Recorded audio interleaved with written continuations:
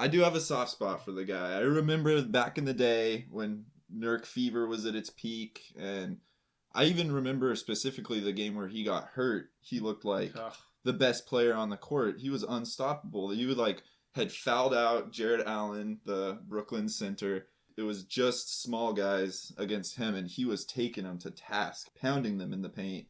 And yeah, then he broke his leg, and he's just never really looked the same. What's up, guys? Welcome to From the Logo.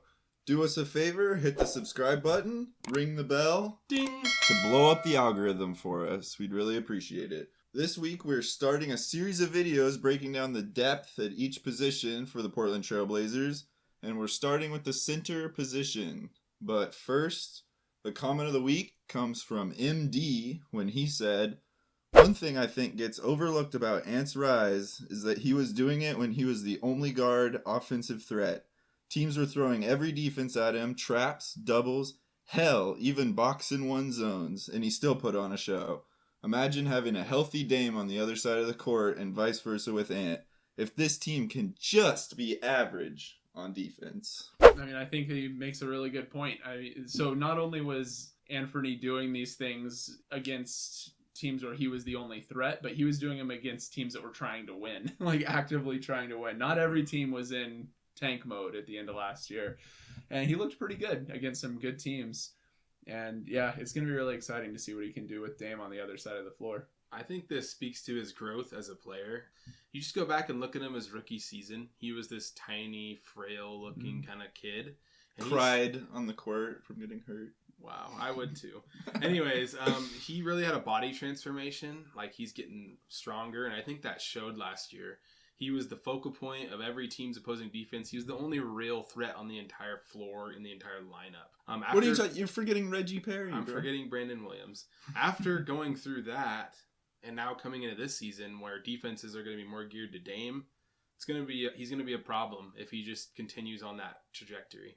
They're not going to be able to just let him go and focus on Dame, I don't think. And so which guy are they going to trap? You can't trap two guys very well. That leaves a lot of open real estate. Is there going to be enough balls on the court for both of them, though? That's my big question about this. Let's find out during our point guard video. So let's look at the center position. We got Nurkic. He's been a mainstay in Portland for a long time. He's got some positives. He's got some negatives. Sometimes he wears on me a little bit, but that doesn't mean that he's not a good player. Starting off, I really like his passing ability. He can operate out of the high post as kind of that pivot that can hit people off cuts. I think he has a good 1-2 punch with Dame. They've ran that pick and roll very well over the years. There's a lot of chemistry between those two. Yeah, and developed in a very natural way. Yeah. They're buds, too. They're usually among the top of the league with their points out of possession when they set a pick and roll together. Mm-hmm. Nurkic in peak beast mode, Bosnian beast, he was looking awesome. Nurk fever. Everybody remembered it.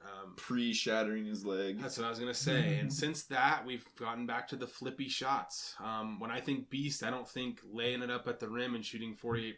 I think somebody who's going to dunk it and finish strong. And I need to see a little bit more of that from Nurk this year before I'll feel really secure about the center position going forward. There's a lot of teams in the league that would love to have someone like Nurkic, right? Like a legitimate 7 foot, he's close to 300 pounds. He can move bodies around. He can set picks really well most of the time. He's, has some learning to do on some of those moving screens still, but yeah, he does.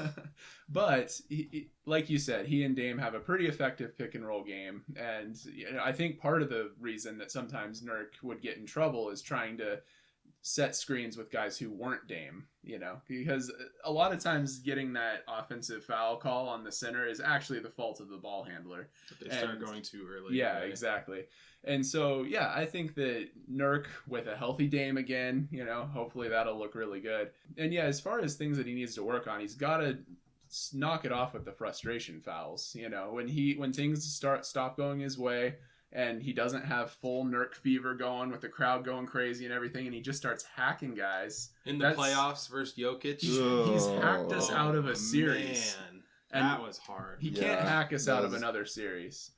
But I'm pretty excited to see what he does this year. You just spoke to it. You guys both did. The emotion He's an emotional guy for sure. Good and bad. Definitely. And when it seems like he plays well when he's angry, when there's a crowd behind him, like you just mentioned.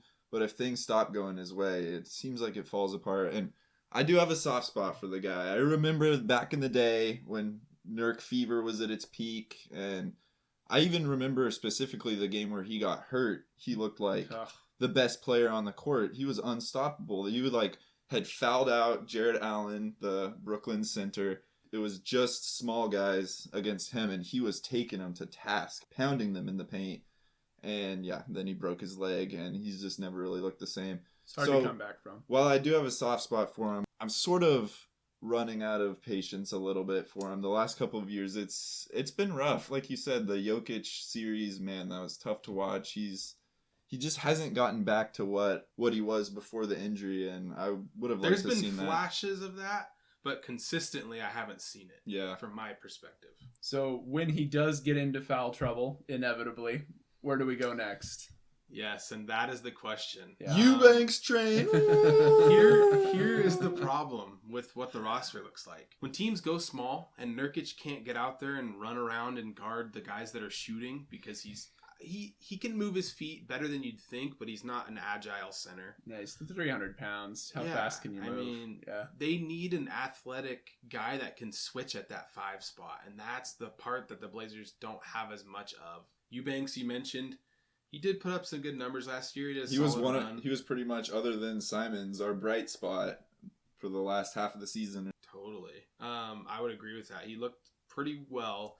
We'll see how he holds up as an actual backup. But yeah, that kind of concerns me. There's not a lot of depth there. Yeah, Watford. Yeah, what do you think about going real small? Going small with Watford. I mean, take it away. Yeah. Definitely. I mean, I think that definitely enters into the equation when you're looking at our second lineups, especially if we can sort of have two teams a little bit, one team that's maybe a little more pick and roll and established, like a Dame and Nurk led squad, and then maybe one that can get in there and run for a while and wear the team down. A lot of times when teams have both of those pieces, it can really work. It's nice to be able to just swap in a piece and kind of keep playing the same exact game plan, but that's just not always realistic. And so if we have a second team that can run, and that's Watford, the death lineup, we might be able to wear some guys down. Yeah, Totally. And get some big guys out of the game too, Totally. and maybe in foul trouble. It just worries me that we're at one Nurkic injury away from having Eubanks as the starter and Watford is the only backup, unless you want Greg Brown in there. Bouncing Greg Brown. I love the guy. Can he be the primary backup center for a full season? Probably not. Probably not. He's still pretty young. Pretty unproven. He's super athletic. Maybe he'll be our Simons for this year. Maybe. Just explode onto the Love scene. to see it. Optimism. Love to see it. But I mean, if that doesn't happen, what are our options? Yeah, is there Trade Brandon Williams for Joel Embiid? You heard Do here it now. First. You heard it here first. He's got the scoop.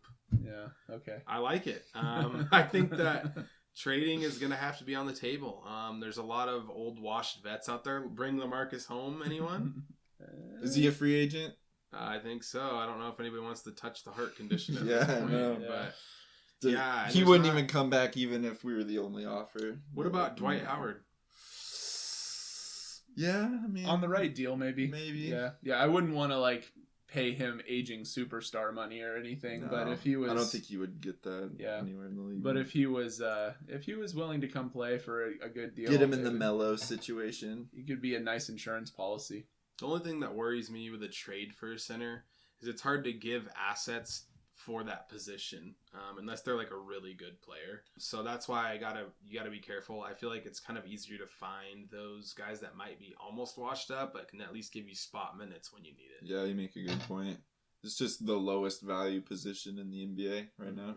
Except Nurkic this year, he's gonna tear it up. And when we get Joel Embiid, then we're gonna have both of them, twin towers. So what do you guys think? Should the Blazers upgrade at the center position, make a trade, sign Dwight Howard, trade Brandon Williams for Joel Embiid? Or do they have enough to make a good run with what we have?